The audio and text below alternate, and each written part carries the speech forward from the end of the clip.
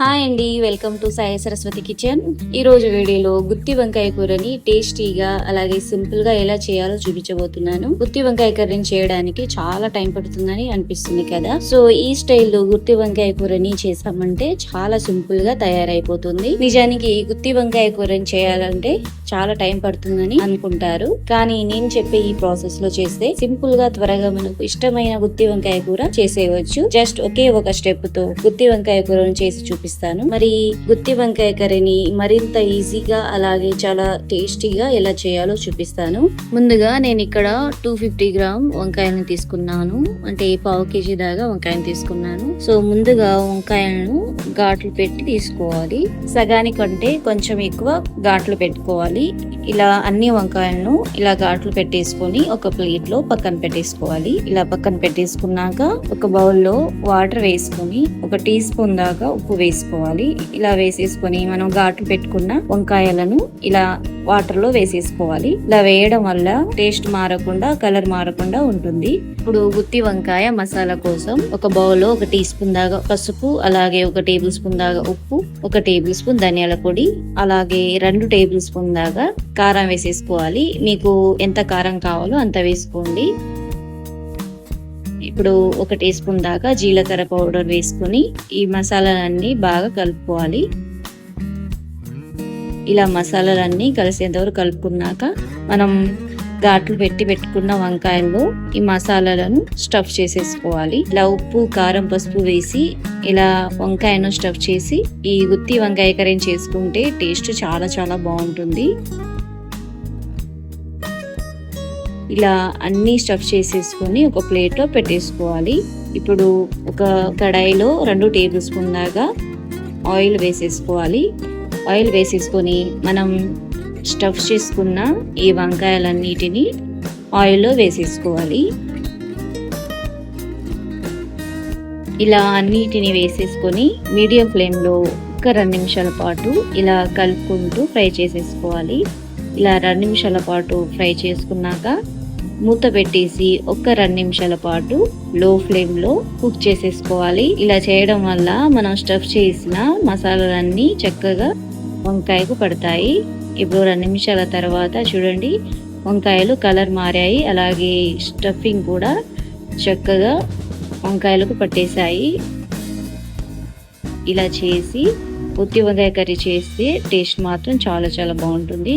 ఇప్పుడు ఈ ఫ్రై అయ్యాక ఒక ప్లేట్లో ఈ వంకాయలను తీసుకొని పక్కన పెట్టేసుకోండి.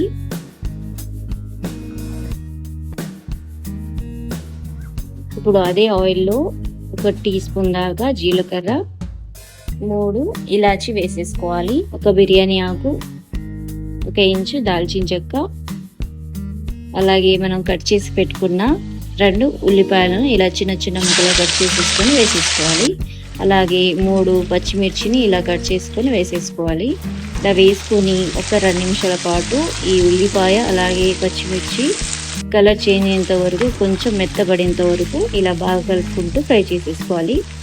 ఇలా చేసేసుకొని ఒక 1/2 నిమిషం పాటు మూత పెట్టేసి కుక్ చేసేసుకోవాలి. ఇలా చేసేసుకొని ఇంకోసారి బాగా కలుపుకోవాలి. ఇలా కలుపుకున్నాక ఇప్పుడు ఇందులోకి ఒక 2 టేబుల్ స్పూన్ దాకా శనగపిండి వేస్తున్నాను. ఈ శనగపిండి వేయడం వల్ల మనకు గుత్తి వంకాయ కర్రీ అనేది కొంచెం చిక్కగా చాలా బాగా వస్తుంది. నేను ఇక్కడ టమాటా వాడట్లేదండి, టమాటా బదులు ఇలా శనగపిండి వేసి చేస్తే టేస్ట్ మాత్రం చాలా చాలా బాగుంటుంది. అలాగే కూర కూడా చాలా చిక్కగా చాలా బాగుంటుంది. ఇప్పుడు మనం స్టఫ్ చేసి మిగిలిన ఆ మసాలాలన్నీ ఇందులో వేసేసుకొని 1 నిమిషం పాటు ఈ మసాలాలంతా ఉల్లిపాయలకు పట్టేంత వరకు ఇలా కుక్ చేసేసుకోవాలి. ఇలా కుక్ చేసేసుకున్నాక ఒకసారి అంతా ఈ మసాలాలన్నీ మాడకుండా బాగా కలుపుకోవాలి. ఇలా కలుపుకున్నాక మీకు గ్రేవీ కన్సిస్టెన్సీ ఎంత ఉండాలో, మీకు కూర ఎలా ఉండాలో, ఎంత చిక్కగా ఉండాలో అన్ని వాటర్ పోసేసుకోవాలి. నేను ఇక్కడ 1 కప్పు దాకా వాటర్ పోసేసుకున్నాను. ఇలా వాటర్ పోసేసుకొని ఈ వాటర్ అంతా బాగా కలుపుకొని ఒక 2 నిమిషాల పాటు కుక్ చేసేసుకోవాలి. 2 నిమిషాల తర్వాత మూత తీసి మనం ఫ్రై చేసుకున్న వంకాయలను వేసేసుకోవాలి.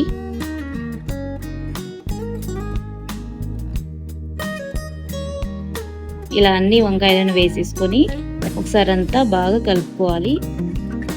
ఈ మసాలా అంతా మన వంకాయకు బాగా పట్టేలా ఇలా ఒకసారి బాగా కలుపుకొని మూత పెట్టేసి ఒక 5 నిమిషాల పాటు లో ఫ్లేమ్లోనే కుక్ చేసేసుకోవాలి. ఇలా ఆయిల్ బాగా పైకి తేలిన తర్వాత కొద్దిగా కొత్తిమీర వేసేసుకొని ఇప్పుడు స్టవ్ ఆఫ్ చేసేసుకొని ఒకసారి అంతా బాగా కలుపుకోండి. అంతేనండి, రెడీ అయిపోయింది మన గుత్తి వంకాయ మసాలా కర్రీ. సో ఈ స్టైల్లో గుత్తి వంకాయ కూరను చేసామంటే చాలా సింపుల్గా అలాగే చాలా టేస్టీగా తయారైపోతుంది. ఈ గుత్తి వంకాయ కర్రీని మనం రైస్లోకైనా చపాతీతో అయినా రోటీతో అయినా టేస్ట్ మాత్రం చాలా చాలా బాగుంటుంది.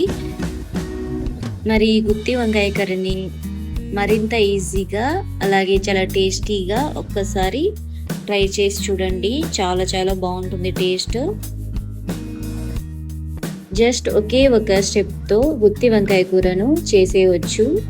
చాలా తక్కువ టైంలో అలాగే టేస్టీగా చేసుకోవచ్చండి. మనకి గుత్తి వంకాయ కర్రీ చేయడానికి ఎంతో టైం పట్టదు. ఒక 10 నిమిషాల్లో మనకి ఇష్టమైన గుత్తి వంకాయ కూర రెడీ అయిపోతుంది. సో మీరు కూడా ఒక్కసారి నేను చెప్పిన ప్రాసెస్లో ట్రై చేసి చూడండి. చాలా చాలా బాగుంటుంది. సో మీకు ఈ రెసిపీ నచ్చితే లైక్ చేయండి, షేర్ చేయండి, అలాగే సబ్స్క్రైబ్ చేసుకోండి. Thanks for watching.